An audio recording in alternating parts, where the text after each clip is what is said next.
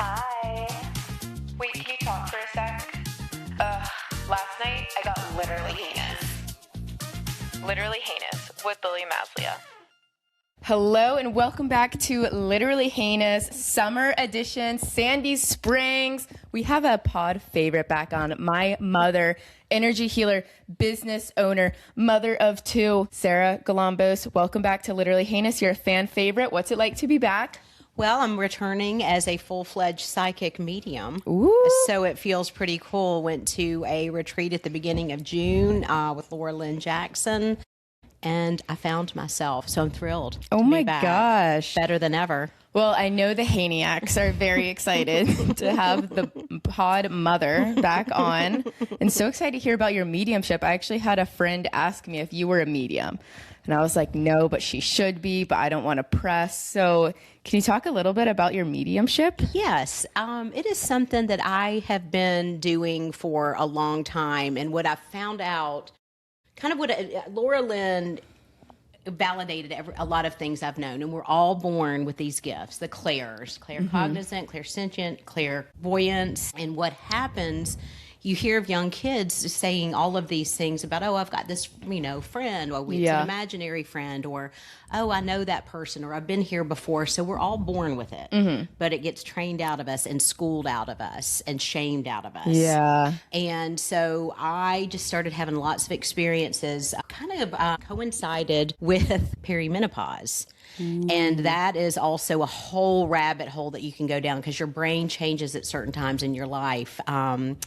And it was really interesting, but I kept pressing it down. And even with the retreats, I never led with it because it was something that just happened. Yeah. I'd be thinking about a guest, and I'd be out on a walk. I'd found a hawk's feather, and I'd say, hey, I was out on a walk and found a hawk's feather. And the guest that hadn't come to the retreat yet would be like, oh my God, my husband, that was his sign. And just all these things a lot of the times. Yeah. But I'm going to use air quotes, and you're going to laugh, normal. Yeah. Right? It doesn't really fit. But I think I look like a normal, 56-year-old Gen X mom. Yeah. I don't look like a psychic medium. There's no fedora, caftan, swirling smoke about me. But it's real. The other side is real. My connection to it's real. Your connection to it's real. That's amazing. It is so amazing. It's so liberating, and I'm just so excited. I am not a psychic medium that you would call up for a reading necessarily that say, hey, I lost somebody, I want to connect. But I can, within a retreat weekend, absolutely show you how to connect to yourself well enough for you to do it. Yeah. So it just happens in lots of different ways. I think I have a mix of all four of the clairs. Yeah. And I think I also have to have some kind of soul connection to the alive person. But I don't know that that's true yet. Yeah. So what is the next step for you in your mediumship? I think the next step is just leaning into it and talking about it more and accepting the fact that there's going to be people probably in 3 different camps. Yeah. Oh my God, finally you're out of the closet with it. Geez, well, awesome for you. The next one is, wow, that's really cool, and curiosity. And the third one is, you're so full of shit, your eyes are brown. But are they?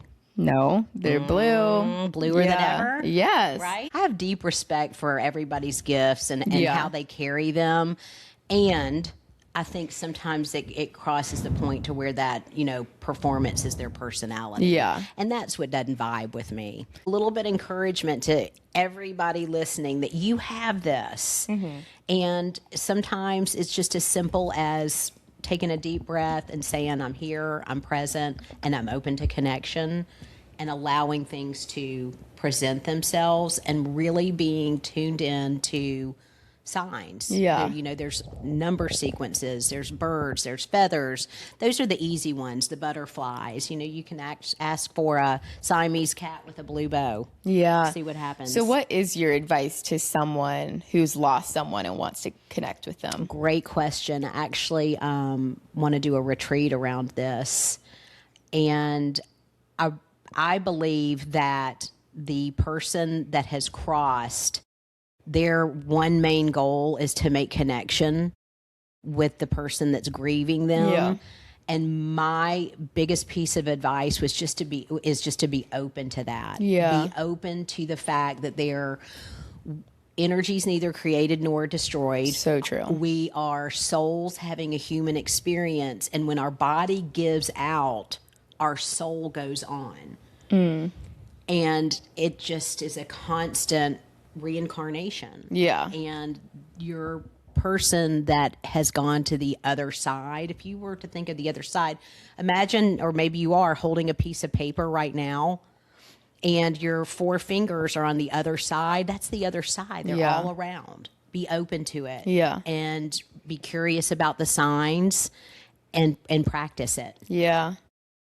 Yeah. That is amazing. Simple. Yeah. Not sexy. Yeah. So you have been on like 2 retreats this year alone, but you also host retreats.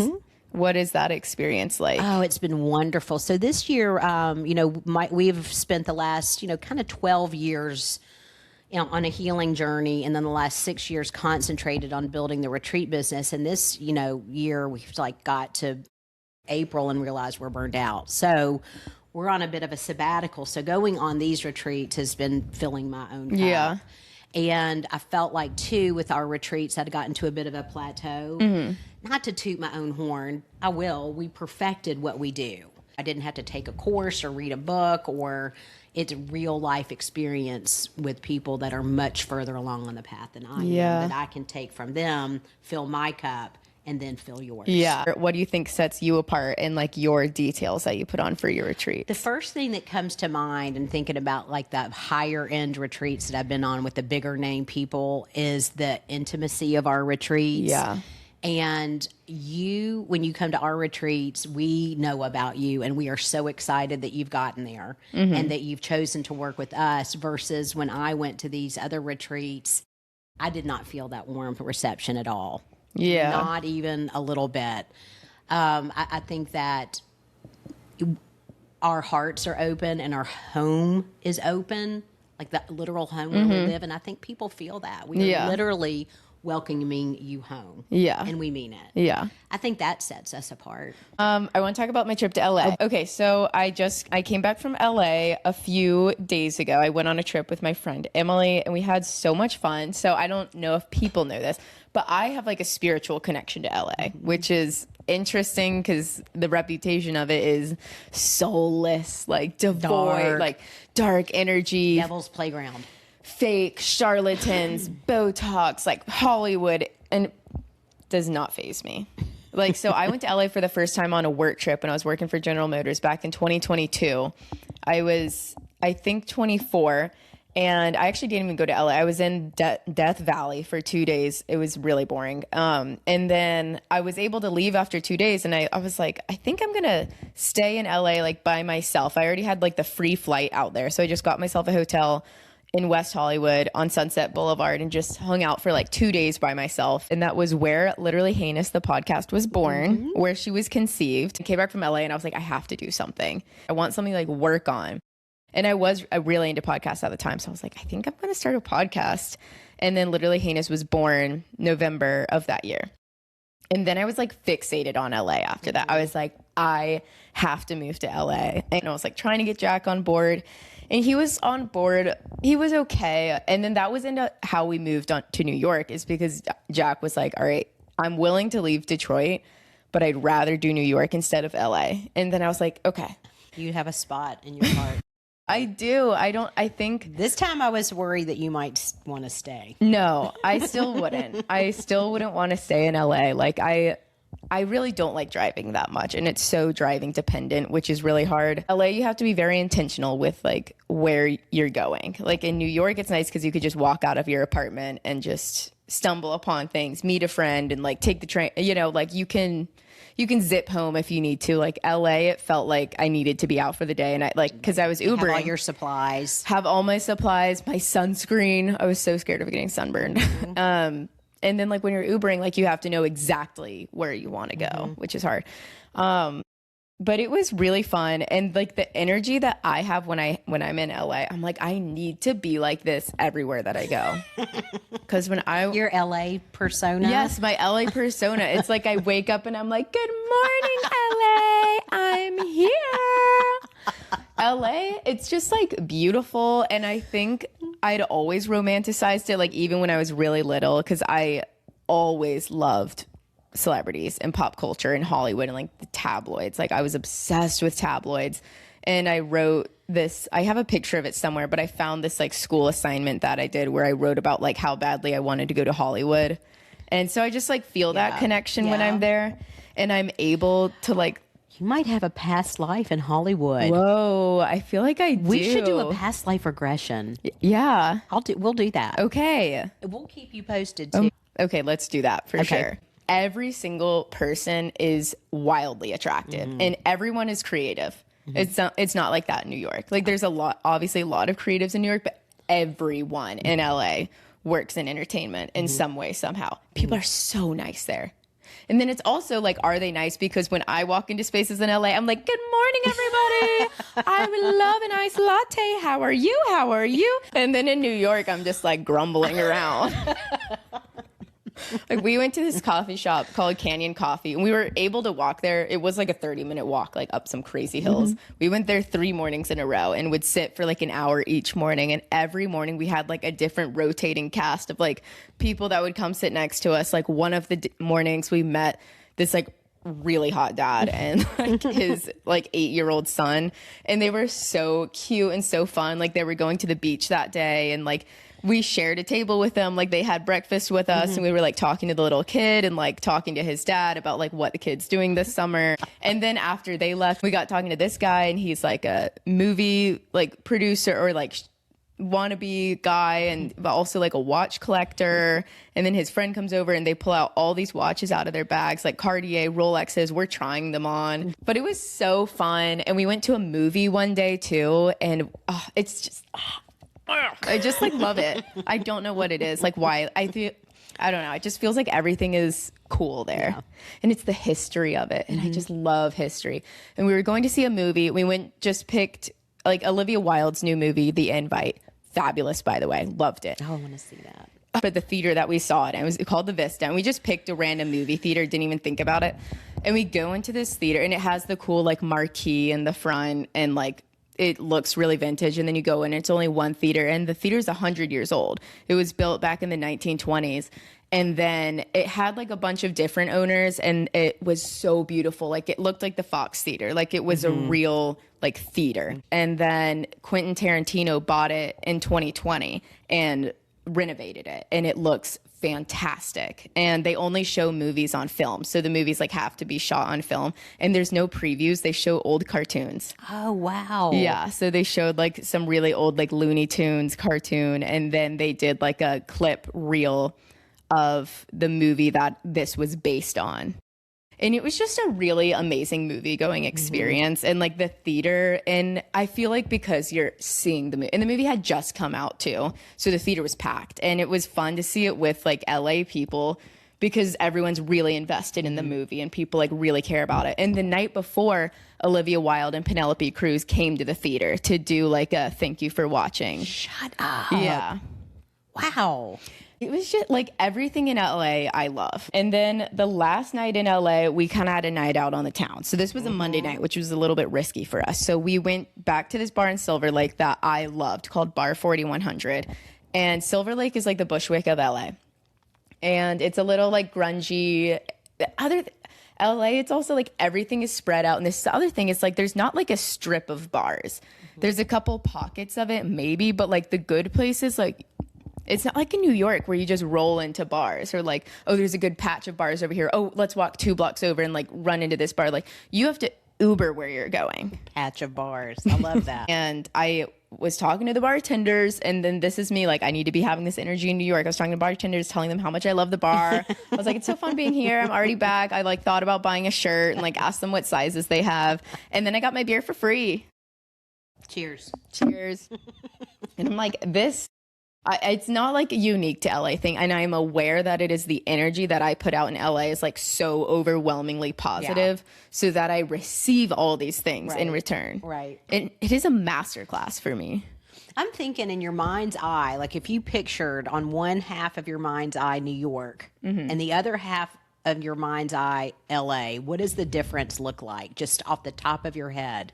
when you see them side by side. The difference in what lens? And like, I'm just like in how they look. Like if you saw New York on one side of your brain and LA on one side of your brain, because I see it very clearly as, and I'm just going to tell you, New York to me is darker and grainier, and LA is just pure, vibrant sunshine. Yeah, it is. And that's what I'm getting at. There's a difference in frequency there.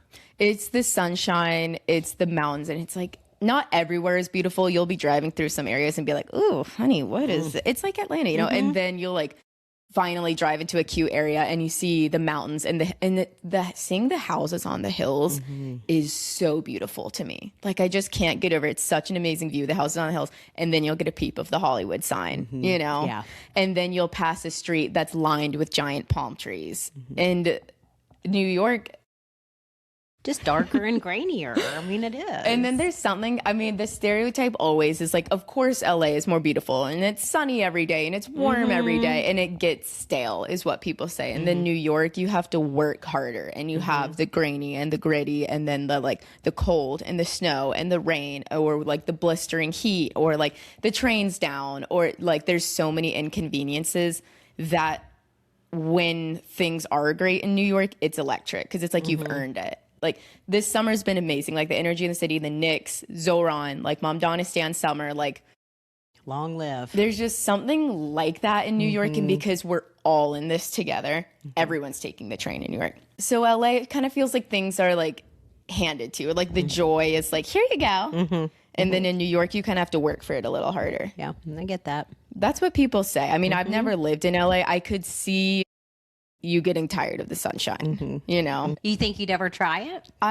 My dream situation is to have some sort of like project or some work thing that puts me out there for like a month at a time or 3 months at a time. I really don't think I could live there full time. Yeah. And when I was there, like I was meeting people and I was like, okay, I think I want to come back in the fall because I have some potential podcast guests out there. So if I could rent a studio for like 2 days and batch maybe like 4 interviews, do 2 a day. That seems so doable. Yeah. Yeah. So that's my plan for the fall. So yeah, our last night we were at 4100 at Silver Lake, and then Emily wanted to go to this place, Barney's Beanery. It's a pretty famous bar in LA, in West Hollywood, and it was like 20 minutes away. And this other thing that's hard is like we were in Silver Lake, and she wanted to go to this bar in West Hollywood, and I was like, that's a like 25-minute Uber. You lose your buzz, Right. you get kind of tired in the Uber, whatever. And then we were like, she was like, I'll pay for it. Let's just go. And I was like, okay. And we went. And we also had an amazing time there. Like Emily and I have this inside joke that like we're the mayors. Like anywhere you go where you're like setting up camp, meeting a bunch of people, like making friends and enemies, like you're the mayor of that place. So we were the mayors of Canyon Coffee, like the coffee shop that we went to. And then we went to Barney's Beanery and we were the mayors there. And first we met these Australians and they were horrible. They were terrible. I hate Australian men. Sorry. I haven't really met any Australian women. Like I'm sure they're fine, but like as of right now, I don't like Australian men. So we met these guys and they were so crazy. They were so drunk, like spitting in our faces and everything. I was like, no. And then like saying all this problematic stuff. They were wreaking havoc. So then we kicked them out of our table. And I was like, you guys have to leave. And then I like told on them to this other guy that was playing pool. And then like as we were talking about them, these Australians come back around the bar shirtless. Like completely shirtless. And he was like, is that who you're talking about? We were like, yes, it is. Yes, it is. And then last stop, Emily and I go to the pool table and then we meet these 2 guys and we're talking to them. They're like film guys. So we were like, this will be interesting. And it was really interesting. One of them I was talking to, I'm not going to reveal his name, but his name is kind of germane to the story. So we'll say his name is Socrates because it was kind of similar to that. It was like kind of a crazy name. And these guys were like so douchey and film bro-y. And he like wouldn't tell me what he did for work. He was like, I don't want to brag. Like, I don't want to come off as bragging. And I was like, okay, whatever. I don't care. And obviously I did want to know, but I knew that he wanted me to be like, come on, you can't say that. And then I was like, I'm not giving it into that. I'm not playing checkers with this kid. No, I'm not doing that. And then like we were talking about Spotify Wrapped or something. And I was like, oh, Ariana Grande's been my top on Spotify Wrapped for like 10 years. And he was like, oh, I actually met her once. And I was like, really? And he, I guess, was friends with her ex-husband's younger brother, Dalton.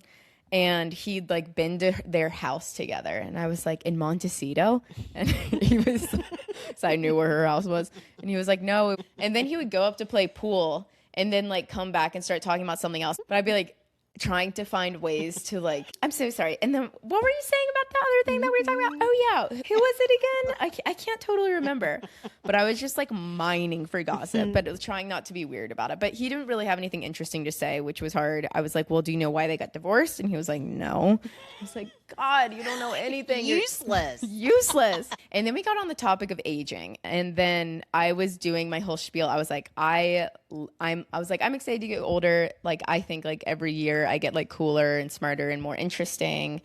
And I just like refused to buy into like, I'm getting old. And he was like, okay, like that's interesting. Like, where did you like learn that like philosophy from, or like what inspired? And then my eyes lit up. And I was like, oh, actually, Julia Fox taught me that. And then he was like, I'm going to stop you right there. Like, the way you just like got so excited to answer my question, like you knew you had an answer prepared. You were just excited to answer my question. It was funny. And I was like, you had a question and I had a good answer prepared. And he was like making fun of me for it. He was like, yeah, but like your eyes lit up and you were just like really excited to tell me that you learned it from Julia Fox. What a douche. I know, right? Yeah, like you can't just be excited because you're excited. You have to have some kind of like nonchalance. And this is the LA This is the LA that people talk about, and it doesn't affect me because I refuse to buy into it and I refuse to let it affect me. Mm-hmm. And I was like, well, you asked a question that I happen to have a good answer for, because the person who does inspire my like excitement for age besides you is Julia Fox. Hasn't been great company. Yeah. Yeah. I think Julia Fox is the coolest person in the world. Like, she is a huge inspiration to me, like creatively and just as a person. And I love her down. So I'm like, okay, Julia Fox is 35 or Julia Fox is 36. And I think she's the coolest person in the world. She's only going to get cooler and interesting. So I'm like, I have to feel that too. Exactly. So when he was like, where'd you learn that from? I was like, I'm glad you asked. And I was like, well, yeah, I was glad you asked because I had a good answer for it. Right. Yeah, so it's like the nonchalant epidemic over there. And it just feeds into his whole thing when he was like, oh, I don't want to like, let's not talk about work. Or like, oh, I'm not on Instagram. Like, I don't want to do all that tonight. Like, I just want to have a normal night. Yeah, and then you found out why he's not on Instagram. Mm-hmm. Then we started talking about my podcast. And then when we were leaving, I wasn't trying to be mean, but I just said like, yeah, like if you ever work on anything interesting, like I'd love to have you on my podcast. And he was like, yeah, I have. Have you ever heard of Obsession? And I was like, yeah, the biggest horror movie of the year. I have, but I wouldn't know that because you refuse to talk about work. Mm-hmm.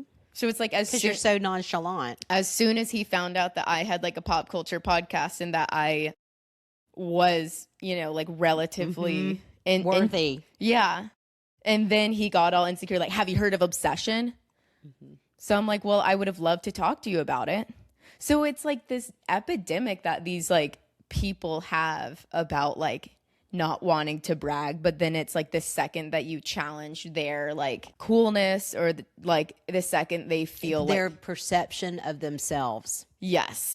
Then that's when they get braggy about it. When you threaten someone's identity. Yeah. Yep. Well, I'm like, if you could just be normal and if like I am very forthcoming about my podcast. Like, I love to talk about it. I'm never bragging about it because what is there to brag about? It's all relative. So let's say he did work on Obsession, which like I Googled it, couldn't figure it out. But I did see that the director of Obsession followed his friend that he was with. So, okay, let's say that they're like inner circles with this like Curry Barker guy, or maybe they were like co-producers on it. Like, it's not bragging to just say like what you do and what you're interested in. It's creating connection. And all it does is like when people are like, oh, I don't want to brag, I don't want to talk about it. Like, it makes me think that you value it too much. And that somebody has to work to get that information. Yeah. Boo. That's stupid. So freaking lame. Yeah. If you want to connect. Yeah. And it's like, oh, like we're just two girls at a bar, so it's not worthy of like networking. Like if you were at like an actual industry event, you would, but I don't know. I mean, I feel like all different types of ways about it because there's validity to like not wanting to talk about work and to like, just wanting to talk at a bar and like whatever. But it's also like, if I asked you what you do, like I don't know. Cause I could also see it. I mean, what if people do get weird about it and want to talk? I don't know. Yeah. It was interesting to me, though. Well, and the whole thing is interesting. Most interesting is the way that once you said, I've got a podcast, and he was like, "Wow, well, I've got that." Yeah. It just, it reeks of insecurity. Totally. And this is the LA that like has that bad reputation. And when people say, "Oh, everyone's fake there," it's like I understand why people say that, because there are people like that. You know what town I think has the spiritual version of that is Asheville. Oh, really? 100%. Yeah. Well, we don't have to go into that, but it's when you're talking about that, that's what flashes into my mind, the spiritual ecosystem. Yeah. I just don't play the too cool for school game. Like, I've just never really done it. And I think it's more interesting when people are like forthcoming about their interest and like their obsessions and like, oh my God, I love this person, or I'm obsessed with this thing, or like I want to do this thing so bad, or my dream is to do that. Like, I think it's cooler to be like that than to be playing the nonchalant Olympics. Right. And I think that's why like I love LA and I do so well in LA, because other people's like nonchalance, it doesn't affect me at all. If anything, it makes me want to prove to them a point that like you can be chalant. Like, I am here, like I have a podcast, like I love celebrities. Ariana Grande is my favorite. Flash the Riz. Who has celebrity gossip? I will do that. And this is so like uncouth of me, probably. Is like I ask people for celebrity gossip all the time, like if they work in the industry or if they know anything, because it's like people love to talk about it. And yeah, like when I had like Maggie over, who was my guest a few weeks ago, like she's very celebrity adjacent in a few different ways. And like the first thing I asked her was like, so you're 2 degrees of separation from Olivia Rodrigo. Got any tea? And like people don't do that. And it's like, who cares? Who cares? It's also like, I have a pop culture podcast. So what am I going to do? Pretend to be nonchalant? Right. Pretend like you don't care. No, like I ask people all the time. You're always mining. Whatever. So anyways, and then we Googled him the next day and found out some crazy stuff. But apparently it was all a misunderstanding. It usually is. So that's why I'm referring to him as Socrates. Yeah, and then I performed on a stand-up show in LA. That was really fun too. My friend from the game show invited me to just like kind of do 10 minutes of stand-up to open for their improv show. And it was really fun. And I like posted on my story, like performing in LA tonight, which is true. Yep. But the way that I got like 45 likes on the story and like 1 million responses and of people being like, oh my God, because it sounds cool. And it was cool. But like you get there and it was fun, but it's like comedy is so not glamorous. Unless if you were like the John Mulaney's of the world, like performing the at 1%ers. Radio City Music Hall. But even there's not one single thing that's glamorous about comedy, pretty much at any level, unless you're hosting the Oscars or something like that. It is never glamorous. So it was cool. It was so fun to say, like, I'm performing in LA. And then you get there and it's like a tiny little black box theater and they're like, we don't have a mic. And I'm like, okay. I can project. But it was fun. It was fun. I got to say, like, I performed in LA and it really felt like the trip was a work trip, which felt really nice. Because now that I'm like doing this full time, like taking a vacation feels kind of like, kind of stressful. I don't know. You know what I think, and I've told you this before, and I'm going to keep telling it to you until it sinks in completely. But if you can think of it as you're always working, even when you're on vacation, this is your job, and part of your job is to talk about pop culture and also just humanity as a whole. So when you're on vacation and you're at the coffee shop and you're talking to the dad and the son, that is actually kind of you working. If you can extrapolate that, because you are about the human connection and telling stories and such. So you're kind of always working. And the more I saw a video about this recently, but it's like the more you go outside and talk to people, you expand your surface area for luck and for like stories and experiences. Like, you have to like increase your likelihood of like good things happening to you and meeting people. And you do that by going outside. And we'll have like a few days on end where it's like all I've done is like work from home. And I'm like, I got to get out more. Right. And same. Yeah. And it's real because it's like you have to increase your surface area. And then it's like when I'm in LA meeting all these people and the mayor of Canyon Coffee, the mayor of Barney's Beanery, like having these interesting stories. And it's like, okay, this Socrates guy was kind of a freak, but like, now I have a good story for the podcast. And I learned more things about LA. Right. And that's the fun part of your work that doesn't feel like work. And I think that's might be the hitch in the giddy up. Yeah. Because you're working, but it's so fun it doesn't feel like work. I know. And I'm so used to like the General Motors School of Business where I'm like actually doing the most boring stuff in the world. Everything is like working together. And you might not be able to see it at the time. So another thing is when I was in LA, I got a drink with Matthew Starr, who I had on the podcast a few months ago, who was my pilot writing teacher, and his wife, who's a podcaster. The way that I was so nervous for this drink was I felt so like childish. I showed up 30 minutes early, like walked around the area, like it was like my first day of school, like made sure I knew where the bar was. And I was trying to like get away from like texting I'm here and just I guess I was like trying to be nonchalant, but I was really nervous for it. And then like we had like one drink, but I felt like I was so boring the whole time. Like I felt like I was so, I don't know, like couldn't think of a question to ask or like a story to tell. And luckily I love talking to Matthew, but like since I did an hour and a half interview with him, like I knew his whole thing. So I was interested in talking to his wife, who's like a hardcore podcaster. She has an amazing podcast called Cramped. It's all about periods and her endometriosis journey. Talk about being grateful for what you have. The plight that so many women deal with is crazy. In what way? Expand on that. Like these debilitating period cramps, like like she calls them death cramps. And it's like these cramps that last for days where it's like you're throwing up, you're fainting, you're dehydrated, you can't see straight, you know? Oof. I do not know. I mean, fortunately, but I have heard tale like I listened to a few episodes of her podcast just to like prepare for meeting her. And I was just so grateful that I don't deal with that. Yeah. And she and it takes so long to get diagnosed with endometriosis because so many women are not believed by doctors. Right. We've like never studied the female body really. Like the male anatomy is pretty much our basis for like everything. And when you really learn about like the female body and like what our body has and how little information is actually out there, it is infuriating. Yeah. Because men and women, our anatomies are like really different.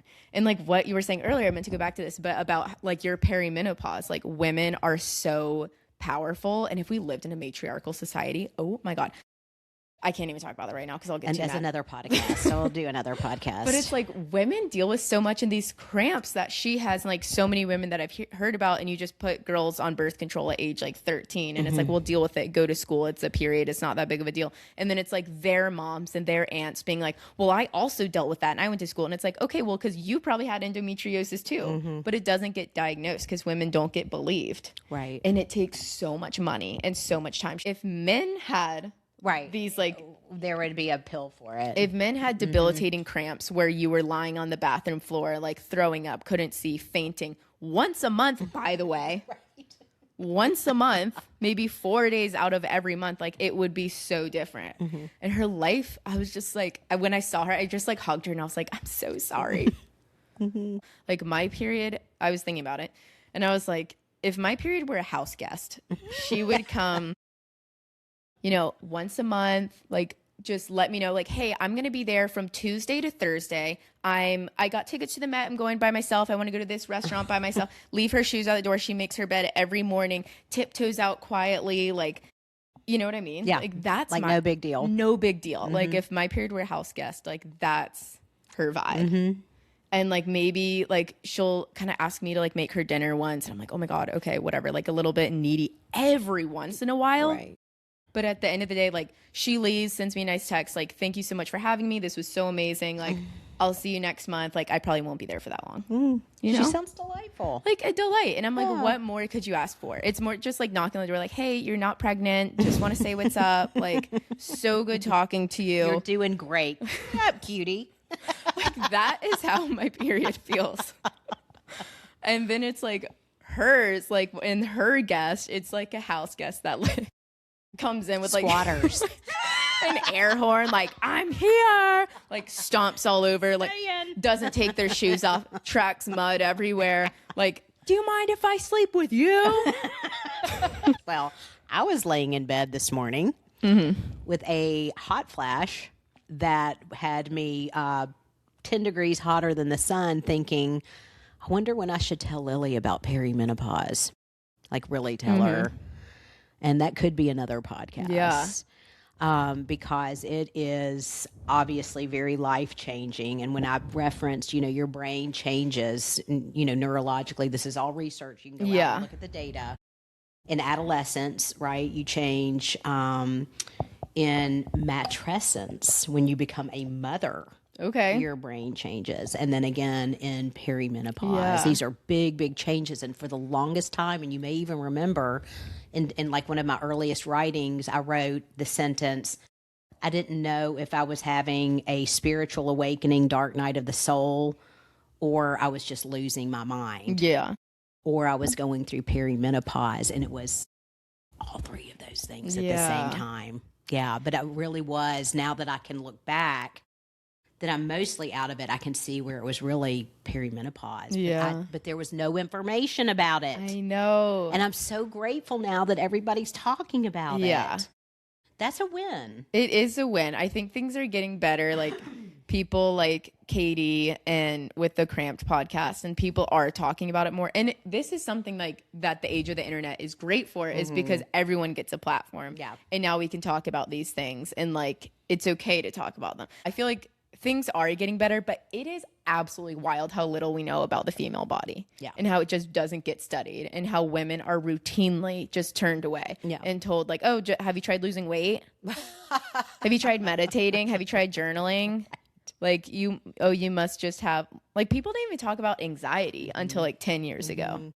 So even though these times that we live in kind of suck, there's a lot of things now that are like, That are better.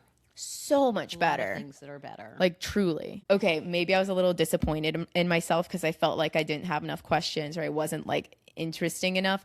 But every single connection that you make, it will help you later on in some reason. Like you just have to keep in mind that like things are working together, and like even if you can't see the exact benefit in that moment, 6 months, a year later, you'll be able to connect the dots. I 100% am in my head giving you a standing ovation for that. And I'm holding this thought too, that sometimes it can feel uncomfortable when your job is to be a blank canvas. Yeah. And listen. Yeah. Because and I'm not just saying you, but if you're in the creative industry, you're used to the spotlight on you. You're used to being out and vibrant and doing all the things. And sometimes your job is going to be to sit and listen. Yeah. And that can feel uncomfortable. Yeah. And it's sometimes when I meet people that are interesting, majority of time I have like all these burning questions and like whatever. And it was just like when I was talking to them, I was just kind of just more like listening. And I think I'm also coming to the realization that like my podcast and like my corner of the internet is not like it's not a typical podcast like the Daily is, or like the NPR podcast, or like some of those like true crime ones. I think I more so just like to talk. I like to interview people. I like to share my stories, but I'm never going to be like, I'm not interested in being like a capital P podcaster. I think you come by that honestly. Yeah. I think, there's some in our blood to do things differently. We march to the beat of a different drummer. Yeah. And I'm the same way with my retreats. Yeah. And I will get from my copy coach or somebody maybe that's mentoring, well, this is the way you should do it, and this is the template. And I'm like, but I don't like that. I know. It doesn't resonate. That's not me.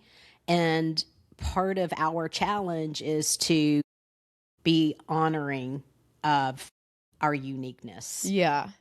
It's so true, because I'm not interested in doing like having like a podcast like that, you know, like, and you're so much better off like not doing what everyone else is doing and doing what feels right to you, because that's how like anything gets made, like the best movies get made. And I think too, the pendulum is swinging back, the polished, the girl boss, all the, when the pendulum swung that way, and everybody was on that bandwagon, kind of left room for us over here to be like, this is who I am. Yeah. This is how I do it. And if you want authentic, you want vulnerable, you want real, then come here. Yeah. And we can serve you that. If you want polished perfection, then there's plenty of that over there. Go for it. Yeah. Okay, so I wanted to transition into some questions that we have from the Heiniacs for you. Ooh. Yeah. that. So one question was about control and how to tackle issues around like your own need to control. What are your thoughts around that? My first thought that comes to mind is there is only one thing that you can control, and that is yourself. Yeah. Literally. An exercise that we take people through at the retreat is to make a circle, and within that put everything that you can control. And then, so that's an inside circle, then draw a circle outside of that, and everything, you list everything that you can't control. Yeah. And just knowing what you can control really and truly is yourself and your responses or reactions to incoming events, people, stimuli is the biggest step that you can take towards releasing control that feels obsessive. Yeah. That's what I'm assuming this is coming from. Yeah. Like, how do I control my whole life? Yeah. And everything that goes on in it? You can't. Mm-hmm. You can control your inner landscape. You can control your relationship with yourself. You can control the way that you speak to yourself. You can control the way that you show up. You cannot control really anything outside of that. Yeah. I have big like control issues. It takes people a long time to learn that. And what really excites me is, God, there's so much about your all's generations, yours and Vic's, that it makes me so hopeful. And it's a lot of these conversations around these things, because I didn't know any of this until 10 years ago. Yeah. I was 45. Yeah. Y'all are 23 and 28. I know. Yeah, it is. When I was at Jack's birthday, so Jack's 30th birthday a few weeks ago, we rented a shuttle bus and took everyone to the beach. And I was like really feeling my control issues for that. And I think it was because I was sober that I was like I'm like, how is being sober a bad thing right now? Mm-hmm. Like, I was really stressed about like the traffic. I mean, it took an hour 15 to get there. So I was just like, oh my God. And then like while we were there, I mean, there was like 25 people there, like all the different pockets of people, and just like really observing what everyone's talking about. Like, yeah. So I feel like, there's one thing of like, okay, I'm worried about the traffic, and I know I can't control the traffic, right?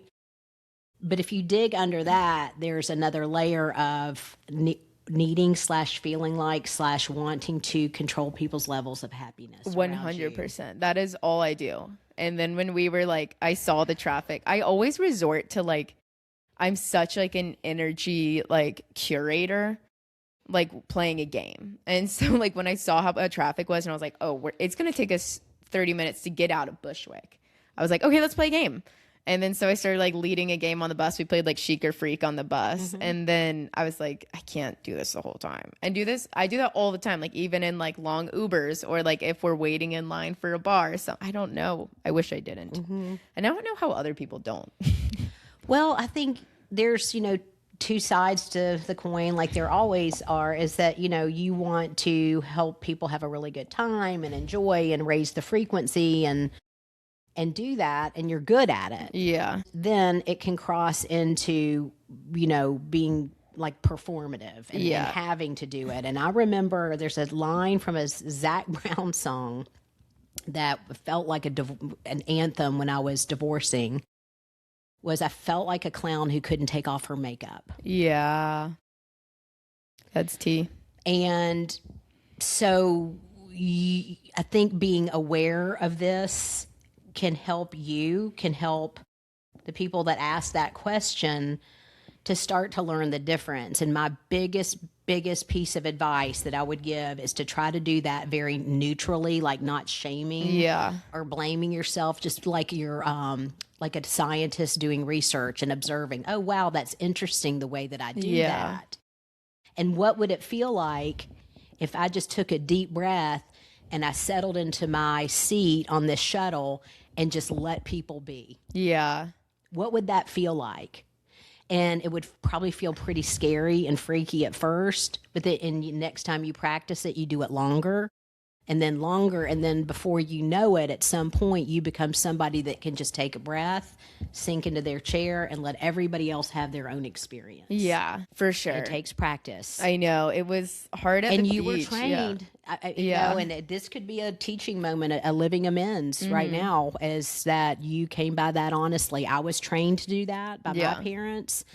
And before I knew better, I probably trained you to do that. Yeah. And I'm sorry for that. It's okay. I'm like, why do I say I love hosting when I spent the entire time stressed about like who's talking to who and like, are these people feeling left out, or like these 3 have been gone for a long time. Are they not having fun? These 2 people left early, called an Uber and left early. And I'm like, well, why? And then I'm looking at Jack and I'm like, it's his party. And he's having a blast. And I'm like, Jack has been playing the same game with the same 5 people the entire time. And then I'm like floating to over to different groups. And I'm like, it's not even my party. Well, it is in a way because you're the hostess and that's part of your job. And, you know, as you become more of an energy master, I'll go ahead and say it. You learn, okay, I am a hostess, but this is where my hostess responsibilities end. Yeah. And that as a, you know, a person at this party, I get to enjoy myself too. Yeah. I know. And I had at the party too, like 4 separate occasions, 4 different people came up to me, like complaining / joking about other people at the party.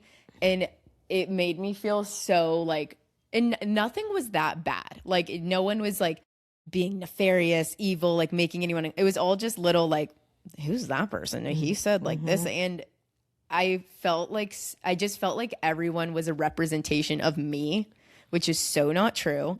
And I was also I would like make excuses for them, or I'd be like, I actually don't even know him at all. Like that. I'd be like, actually, that's Jack's friend. Why are they there? Why are they here? I don't even know how he got on the bus. I was like, sorry, like, he's not my friend. And then everyone's like, it's fine. And then I'm also like, how many times have I been at a party and said something to the host being like, that guy was weird? Yeah. And you're just like making a casual observation. Yeah. I've done that to other people at parties, but I've never once thought that they were like, just because this person was at my friend's party, like, that's my friend's best friend. So I just need to chill. Well, yes. And practice. One of the 4 agreements is not taking things personally. And you are personalizing those comments. Yeah. They're not your responsibility at all. And it's just like a party. Like it's these things just happen. Like you are having fun. We're drinking like it's 25 people. Some people, like how many times have I been at a party and had kind of a weird conversation with someone and be like, okay, but I've never blamed the host. Yeah. So for my Scotties that are listening, I'm going to say 2 words to that right now. Inappropriate Ron. Yeah. I actually thought about that too. In our last episode, my mom and I did, she told a story about inappropriate Ron, this guy who was at one of your parties, and like everyone was talking about how inappropriate he was. And then I was thinking about this when I was dealing with this. I was like, did you feel like responsible for him? No, I made up a song. Inappropriate Ron. Like if it were me, I would be like, oh my God, like I have brought in a predator into my home. I've been Ghislaine Maxwelling my friends. Well, no, I didn't. And not to say that I don't take those things personally, but for whatever reason, I did not take inappropriate Ron. That's good. He has lived on in my head rent free. No, that's healthy. That is healthy. Okay, another question from Himanshu is, how do you maintain your youthful spirit? Because of questions like that. That is so kind. I think that I've always been very young at heart. Yeah. And I remember one of your uncle's parents saying to me when I was pregnant with you, it's so interesting how you seem so mature and you act so childlike. What? Woo! I was like, interesting. It was interesting. And I didn't know anything then. Like, I didn't know anything, but I thought, you know what? I know that was probably a dig, and I'm going to take it as the best compliment I've ever gotten. And I embraced that. Yeah. And I have a childlike curiosity. I have sometimes the brain of a 12-year-old boy. Yeah. And I love that energy so much more than being reserved and aging gracefully, whatever the hell that means. Yeah, totally. I want to have fun. I want to be healthy. I want to be with the people that I love. I do things, Himanshu, I do every day, I do something that I connect to myself and to my heart and to that little girl within. Every day I do something. It could be as simple as lighting my incense and saying thank you for a great day. It could be the gratitudes I write at the end of the day. It could just be me falling asleep at night going, Team of Light, that was an awesome day. Thank you. Yeah. Every day I do something to connect to that little girl. I wish I had that picture of me on the trike, but I have a picture of me from about 5 years old. I keep it where I can see it. It's in Blue Ridge right now. Every day I connect to that little one. Yeah. And I think that's how I keep that youthful spirit. You are so youthful, and my, like, as a step grandmother, as sassy. So my stepsister from my stepdad, she has 2 boys who are just so crazy, so full of energy. And you are like a master at playing with kids. Like you just always have been. And you're just so good at it. I believe in that, and I don't know the quote fully or who said it, but to win the affection of babies and animals, like I have always been connected. I saw this little girl at the fireworks the other night, and she and I locked eyes. She had a little towhead with her whale spout pigtails, and we waved the whole time, and I'd look away and look back, and it just, and that brings me so much joy. Children, little ones and animals, and just that soul connection, the joy. It's joy. Yeah. I'm always like worried because I'm not like that. Like I have like a quarter of that, and I have always had a little bit of insecurity around like I'm never gonna be as good as you as like connecting with kids or like playing like that. Sometimes I feel like I don't do it that well, or like I come off a little guarded, and like with kids I just kind of want them to come to me, or like I don't know, I kind of like to let them like have their moment, and then like I don't want to harass children, but no, I don't know, I just like for them to come to me. And I think I do better with like a little bit older kids, like 6 and up. Like with babies scare me because they cry, and then I feel like it's my fault. And then when I was in Hilton Head a few weeks ago with like my other cousins and like their kids, shout out Bren Nora, literally the greatest child I've ever met in my life. If I think about her, I'll cry. My cousin Seth's daughter, she is 6 and she's so cute. And again, like I knew her when she was a baby, but I knew she didn't remember me. And I also feel like I empathize with kids because I remember how it felt when people being like, you've gotten so big. And it's like, who the fuck are you? And I never want to be that adult that's like baby talks or like, you've gotten so big. Do you remember me? Like for some reason, I just don't want to do that. And then with Bren, like when the opportunity was right, I like talked to her and I was like, so I heard you liked makeup. And she was like a little shy, not really like listening. And I just kind of told her, I was like, well, I've got a ton of makeup and I don't know how to use it. I've got blush, I've got lip gloss, I have so much of it. And I have no idea how to use it. And then she just kind of like looked at her mom, Brooke, and like they just walked away. And then Brooke sent me a video of the car ride home being like, can Lily come over tomorrow? Can Lily come over? And I was like, I did it. And then Seth texted me at like 7 a.m. and he's like, you guys... Time to come over. So Bren woke up asking about you and Jack. Is there any way you guys would want to come over? And I was literally on our bikes on the way. And we had so much fun. And Bren is like the perfect child. And then we're like BFFs. I just love her. And then the whole rest of the trip, we were like attached at the hip. Sat next to me at every meal. Like she was looking for me. I was looking for her. Like I was like, all right, Seth, okay, get out of the way. Where is she? Show me her. And then she's FaceTimed me 3 times since being back. She asked about me. She lost a tooth recently, and me and Jack were the first people she wanted to call. Ooh, so I'm wondering, where in this conversation are you feeling like less than me? Because if you could hear yourself, if you could see the way you look, and I love the excitement, by the way. Yeah. You do have it. You have it differently. I think I do have it differently because I feel like I come from a little more of like a deadpan, like sarcastic, but we were capital P playing for sure. And it was so fun. And I feel like I proved to myself that I'm like, okay, I am good with kids. I just kind of take a step back a little bit and wait for them to like, especially if we're on a trip together, if it's a long day, like I let them settle in and do their own thing. And then if I can like identify something that they like that I also like, then I'm able to come in and make a connection. It boils down to everybody wants to feel seen. Yeah. Everybody.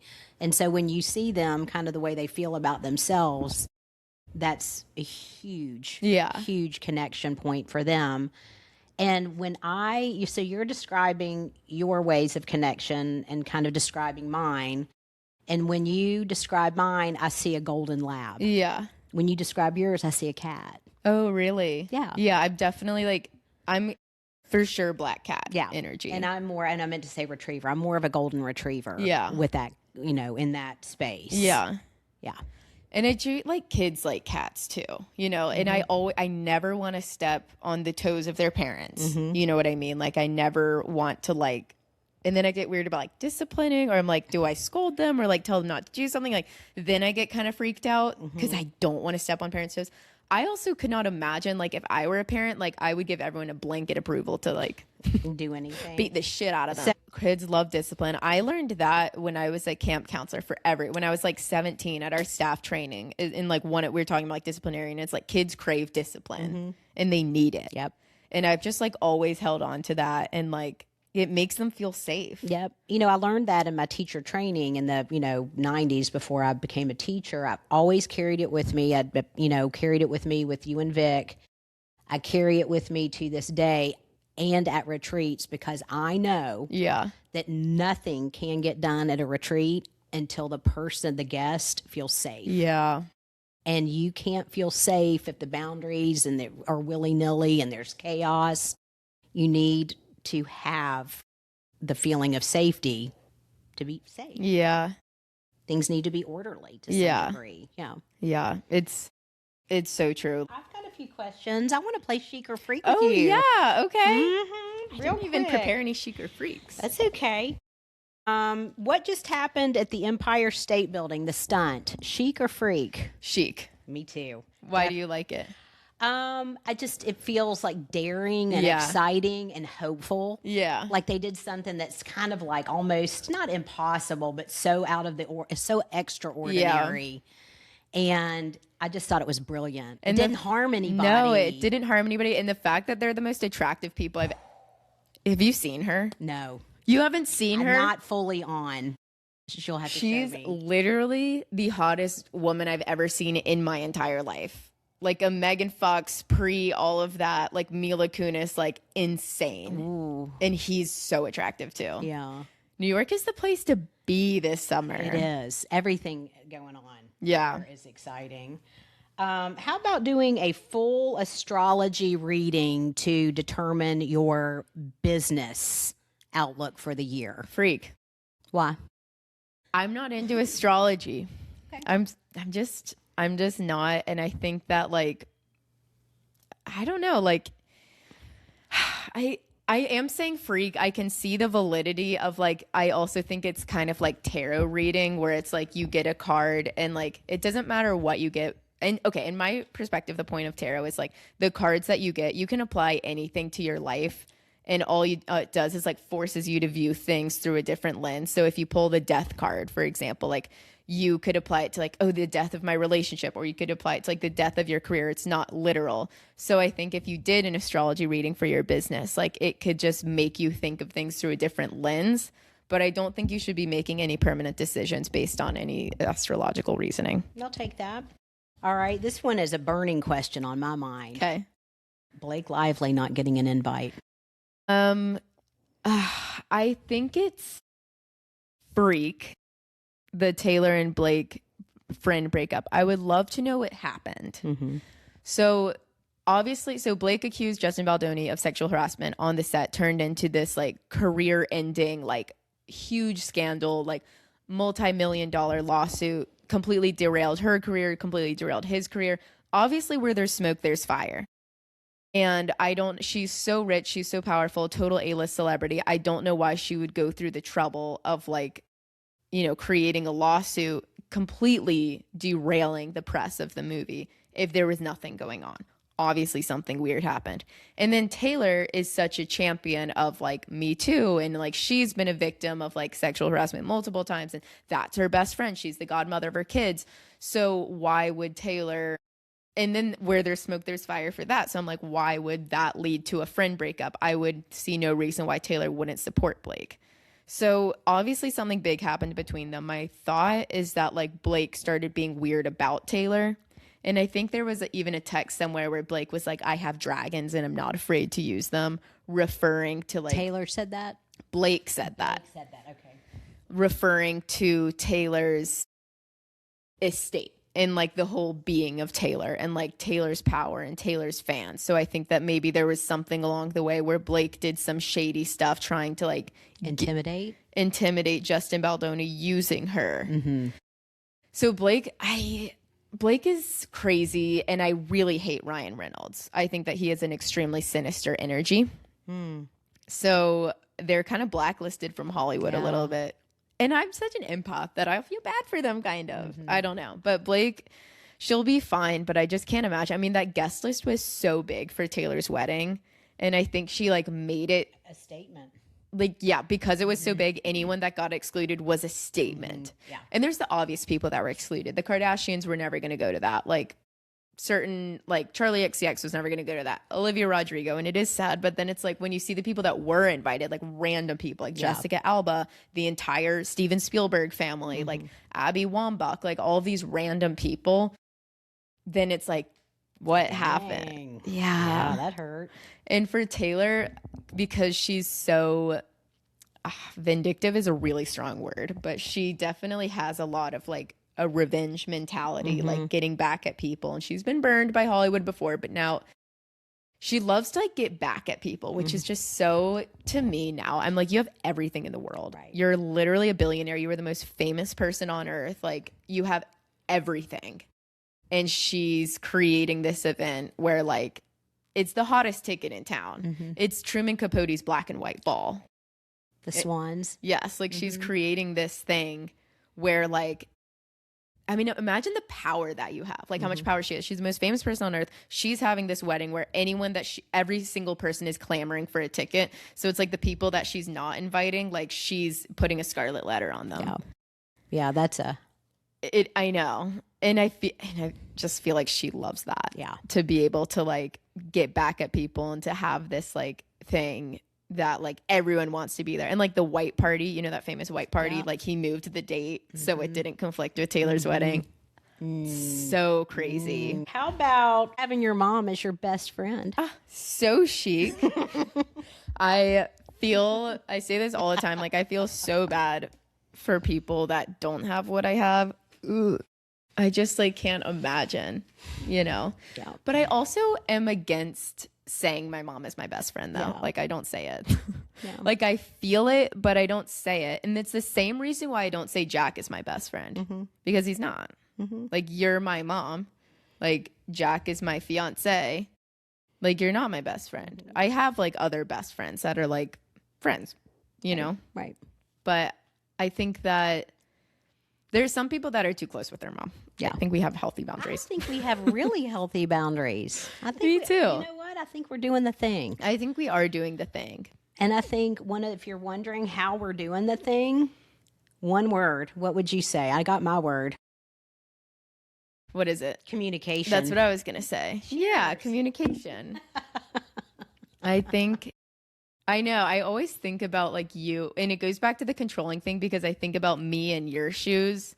I feel like I would want to control my child. Like if they were doing something that I didn't want them to do. I'm like, I need to figure out my controlling issues before I have children because I am so, sometimes I'm like, do you just bite your tongue at things that I say? Yeah.